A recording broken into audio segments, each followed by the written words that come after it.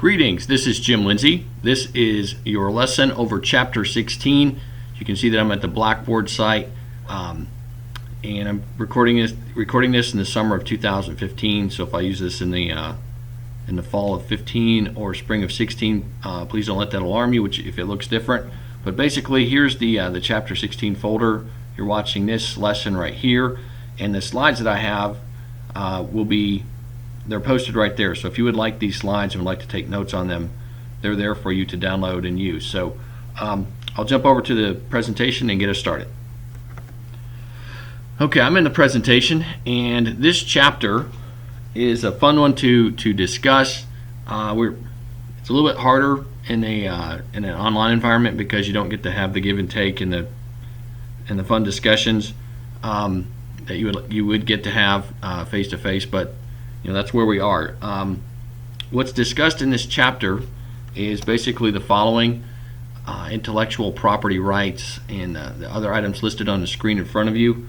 And I'm not going to talk about every single thing in this chapter, but I will hit highlights. I'm going to talk about things I think are of special importance.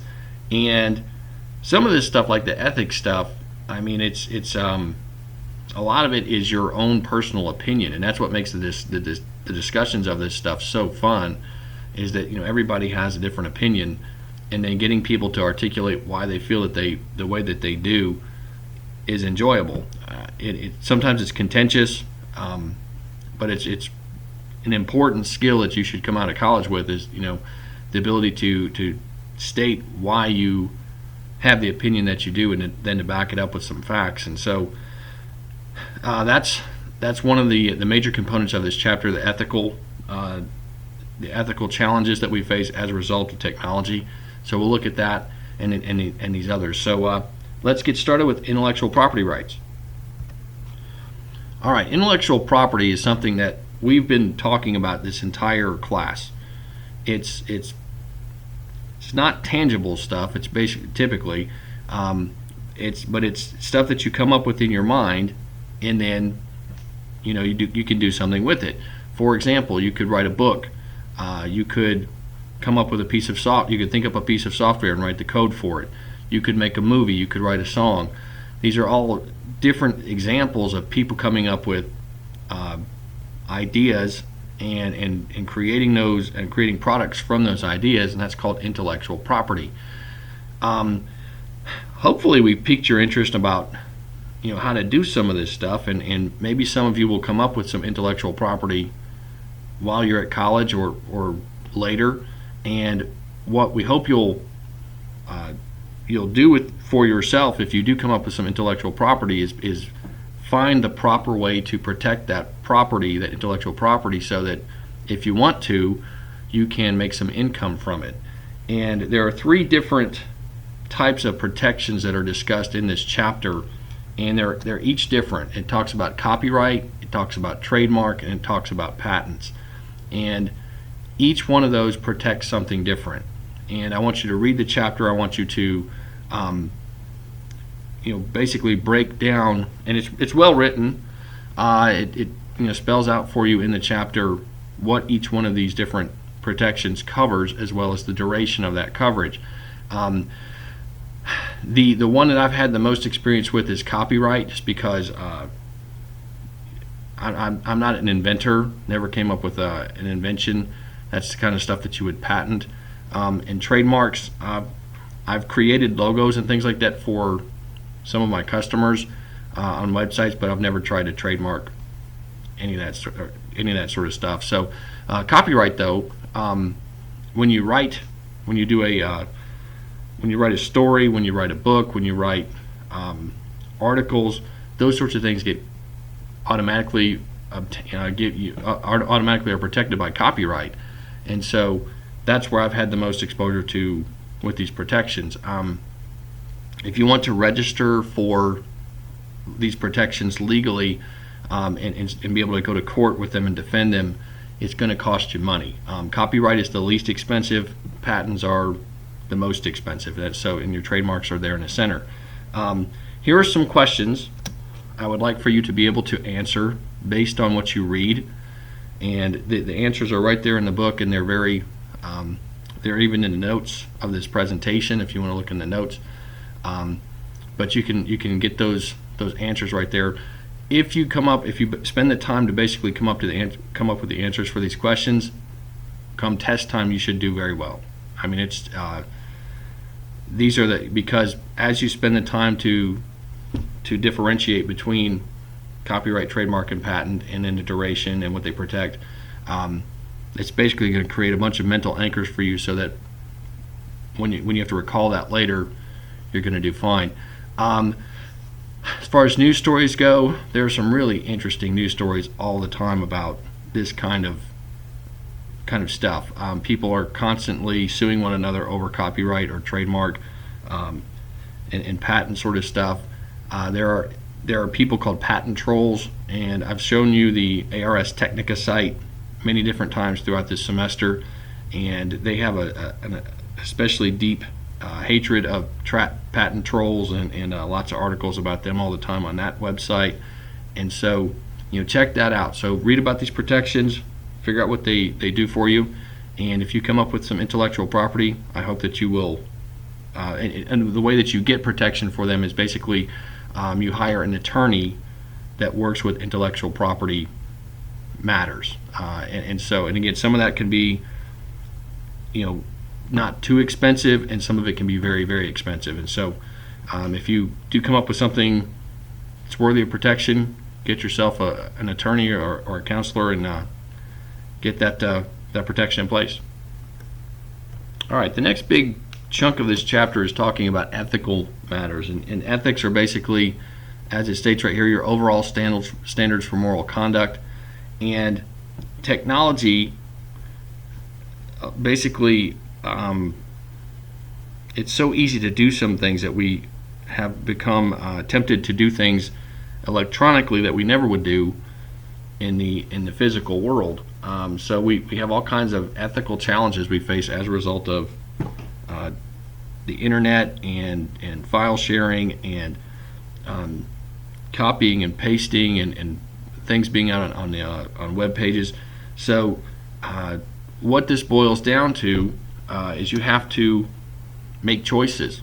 And what I hope you will, as you read through the chapter, and it presents you with these different types of challenges that you are going to face, and you already have faced them because you guys have been using computers a long time, is that you have to make some choices. There's the fork in the road right there for you to show that. But what I hope you'll come away with, because this is a business class, is that as a business person, there are benefits to being being viewed as an ethical person. And these questions right here that you see listed here, these are things I want you to answer for yourself. Nobody can answer these for you. You have to basically come up with your own opinions, and then you have to live those out. The benefits of being ethical are great. If you are viewed as somebody that's trustworthy, you're probably going to gain over a period of time. You're going to gain a loyal customer base. They're going to want to do business with you. They're going to refer you to their friends. But it's there are also some detriments to that, because as you're competing for contracts and if you get into basically situations where one of your friends has done something that's unethical and you are ethical, at those points you will you're going to run into conflict with people, and you may lose contracts to people that are unethical. So it's these are things that I hope you will consider, and again, these are things that other people can't answer for you. But as you read through this chapter and it presents you with these different areas, where do you start to practice this? Well, you start practicing now, because you're a student, you're in an academic setting, you're not in a business, you're not running your own businesses yet. But as a student, you are posed with several different ethical dilemmas, on a regular basis. When you're told that you need to write a paper, do you actually write the paper, or do you go out and Google the thing and just copy and paste it, and then just paraphrase it enough that you don't get busted on, something like oh gosh, what's the name of it? The software in Blackboard to catch plagiarisms and the others that are out there. Do you conduct file sharing of copyrighted material? Those are choices that you have to make, and so start making decisions now and start trying to basically build up your foundation. So when you get into business, you can make those hard decisions about business that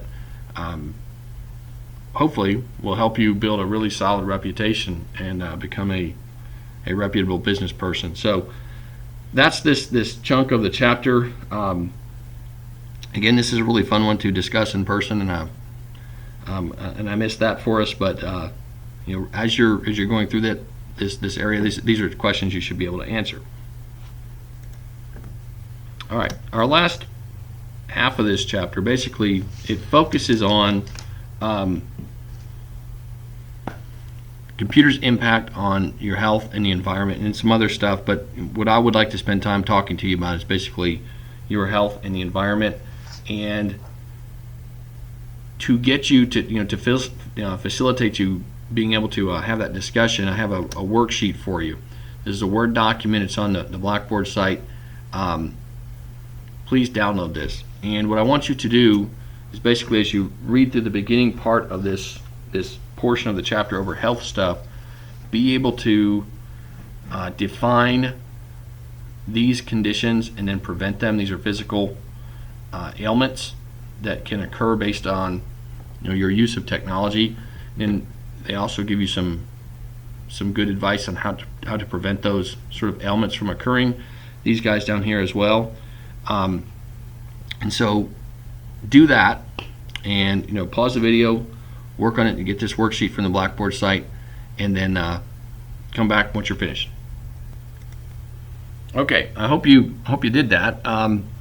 Repetitive stress injuries, carpal tunnel syndrome, that stuff's been around a long time. I think basically as long as people have been working, especially since there have been like assembly lines around, those repetitive stress injuries have plagued people. The de Quervain stuff right here, though, I think this is something that's really going to, this has kind of come about with your generation, and so it'll be interesting to see, 20 years from now, 30 years from now, the state of people's health for their hands, just because of the devices we have and what you guys do on a regular basis. So this de Quervain's, this is something that's really kind of come about for your generation. So it'd be interesting to watch that. The squirrel arm, iPad shoulder, that sort of stuff. Likewise, computer vision syndrome, that's been around a long time, but I hope that you have gotten kind of a taste of, like, these are the different sort of conditions that can occur, ways that you can treat physical ailments that occur with computers. To a large degree, those things can be treated well or prevented with ergonomic designs of your workspace. And what is ergonomics? Well, it's basically designing your workspace so it's as physically friendly as possible. This is a good graphic that you have from your textbook. It's figure 16-17. And having a good chair in place that you can adjust up and down and that slide, that will tilt back and forth for you, and then having the ability to have your monitor so it's at eye level, and your keyboard so that they're not bending your wrists back. If you're really short and your feet don't touch the floor, get like footrests that will help you with that, so you can keep that L shape in your legs, because as office workers you sit a lot, and a lot of people are going to standing desks. We have those, you'll see those as you go throughout Grice Hall quite a bit now. People are starting to use standing desks in their office so that they can spend some of the day sitting down, some of the day standing up, and so that gets you off your feet for a little while. But you need to protect yourself, because if you don't, you're basically going to get sick, and at that point you won't feel good, and then your job performance is going to suffer, and then your income suffers. So What are some other ergonomic devices that you can get? Well, you have keyboards like this, with these weird kind of shapes, and kind of like they're lumpy or curved, and they're basically supposed to fit your hand better and your arms better, so that you won't end up hurting yourself. You see that this dude's got some computer gloves on here, and basically you've got some pads in here which help raise your wrists up so you're not bending your wrists so much, and these sorts of things. And so get this kind of equipment if you can. The chair in my office, I've had it for many years now, but it's a great chair. But I think it costs like $600. But think about it. That's expensive, but that's a really important piece of equipment for somebody who works in an office, because you're sitting all the time. When I'm not in class, I'm usually in there grading, preparing stuff, doing research, working on things, and so that chair is like, it needs to be really healthy, and that ability to make that thing fit your body is crucial to your success. And so try and get that kind of equipment. If your bosses won't provide it, look for another job, would be my advice, because if they're being really cheap with you like that, they're not investing in you. If you have to provide it for yourself, do that if you can, but be looking for some other digs so that you basically will be somewhere where people are valuing you. And that's information about your health. Now there's another aspect besides the physical health. There's also your emotional health. We want to look at that next. Okay, the next part of the chapter talks about how technology can impact your emotional health, and essentially that's like your state of mind. And computers will not just computers, but our smartphones, pagers, the constant the expectation that people are constantly always available, that causes stress. And so what I would ask you to do is just basically try and find a work situation where you've got some moderation in place. I've got, that's Will Ferrell right there. Looks, obviously he's been in a tanning booth, and he's just goofy and funny, so I put that picture on there. But you're looking for, ideally, I hope you're looking for some sort of a work situation for yourself where you get some of that moderation, because if you are supposed to be available 24/7, that will really wear you out. If you're on call 24/7 every once in a while, okay, that's great, whatever. But if you're on call 24/7 all the time, that's going to it's really going to impact your quality of life. You're basically going to be stressed out a lot. You'll probably be mean to your family. Probably won't be as healthy as you should be. Even if they're not talking to you, that expectation that they can call you at any single time, it's awful. I've had jobs like that, and I've had like my current job is not like that, and I love it. So I would, some people could thrive in that, but I don't think it's many. And so I would encourage you to look for, again, some sort of situation where you are challenged, but at the same time you're just not being constantly worn out. And so look for that moderation, and the chapter mentions that, and I concur with it, so I wanted to mention that. Okay, so there's two more topics in this chapter that I want to bring to your attention, and one of those is basically whether somebody has access to technology or not. And it's referred to as the digital divide. It's not a new idea. It's been around for a long time. But they give you some interesting figures. Here are some figures on this slide and on the following slide. And where this is important is it doesn't necessarily fit exactly well with health, but it's a topic presented, and we're segueing to our very last topic, so I'm bringing this up now. But basically, if you go into teaching, and let me go back to the previous slide here. If you go into teaching, think about this digital divide, because there are certain parts of our population, and they're big parts of our population, that don't have computers. And so if you're a teacher and you expect you're a high school or elementary school teacher, and you're expecting your kids to go home and do internet research or write papers or do things, realize that some of those kids are not going to have that equipment. And so you have to structure your lessons in such a way that they can still get that done. The figures aren't in this particular set of slides right here, but gosh, I think it was like in April or May, I saw some statistics that said that like as many as like 14-15% of the population in the U.S. their device for internet technology or internet access is their phone. And so, as you're constructing your homework assignments, as it's a lot of my students are elementary education and secondary education students. As you're creating your lessons, think about, could a kid do this on a phone? Because at their house, that might be the only device that gets internet access. And so really important stuff. So digital divide is mentioned in the book. It talks about it at a global level as well as domestically. And it's just something that teachers in particular, I think, need to think about, because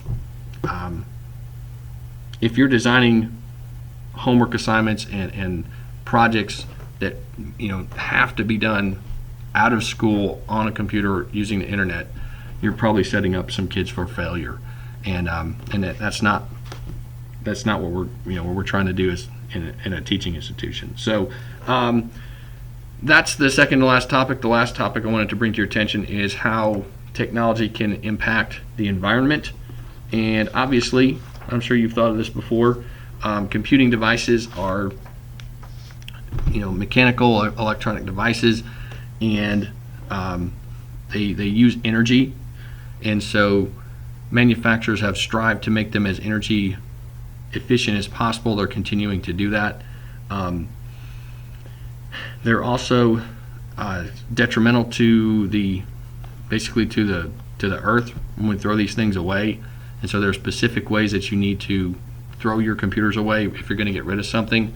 Don't just put it in your trash can. There are specific ways that you can recycle, especially monitors, safely, and check those out. A lot of your communities will have days where basically they'll have just trash dumpsters, and government agencies will say, hey, on the 4th of July or whatever day it is, we're going to have a day where you can just drop off whatever you want to electronic wise, and we'll take care of it. And so just save that stuff up in your garage, and then on one of those days when they're going to have one of those amnesty days, just take all that stuff and dump it, and then they'll get rid of it for you. If you're a business owner, make sure that you're disposing of your computing devices correctly, because otherwise you could be you get tickets and fines and things like that, and that hurts your reputation. So lots of things to think about. As far as the book mentions, some neat things that they're doing to work with making computing devices more energy efficient. You have things like this. They're starting to get into solar power, and you've got chargers that people backpacking and stuff like that can keep their stuff charged up. I've got some camping friends that have stuff like this. You have the hand crank chargers. I saw a cool thing on Facebook yesterday where basically I saw two of them actually. There's one in a soccer ball and then one in the wheel of a bike. But there's a rechargeable battery that gets it recharges off of kinetic energy, and so they take this battery and they put it inside of a soccer ball, and then kids play with the soccer ball, and they're using these in developing countries. I don't know if you've ever been to any developing countries. I've spent time in Ghana and I've spent time in Honduras, and in both of those places they play soccer like crazy. I mean, it's just everybody plays soccer. The old people, the young people, the boys, the girls, everybody plays soccer, and they're all good. But anyway, you take this battery pack, you put it in a soccer ball, and so the kids play with it for however long, and then you can take the battery out. You can run lights off of it. You can run equipment, and so that's interesting. Is it a viable option for like powering an entire home? No, but if you've got one or two things that need some power, or just a lamp or something like that, it's kind of a cool way to do it. I saw a thing from Europe where basically, I think it was in Norway, where they've rigged bikes now where because people ride their bicycles a lot, as people ride their bikes, it generates power and will power their phones. So if you want to charge your phone as you're going to work, hook it up to your bike and you're good to go. Pretty cool stuff. You've got a couple more of this in this trend box. I thought this was kind of cool, but you can check out these items right here. Last point on the environment, it talks about virtualization technology, and this is a technology that I think we also talked about it back with the system software chapter. You can take one computer and make one computer act like 2, 3, 4, 5 computers. And what's cool about that is that your servers, basically you're doing this for servers, not for laptops or desktops. But servers are, they're expensive, and on top of that, they're usually built on really good pieces of hardware, really expensive pieces of hardware. So and they're not. They only get used part of the time. And so if you can take this one computing device and make it function like 4 or 6 or 8 different servers, you're getting the benefit of that energy that's already being consumed because it's turned on is now powering 4 or 6 different things as opposed to just one, instead of having to create 4 or 6 or 8 pieces of hardware, which you'd have to pay for, and then power, and then as you run those things, they create a lot of heat, and so then you have to cool those, and so with all of that cooling, you're emitting green gases and all that sort of stuff. And so virtualization is a really neat technology.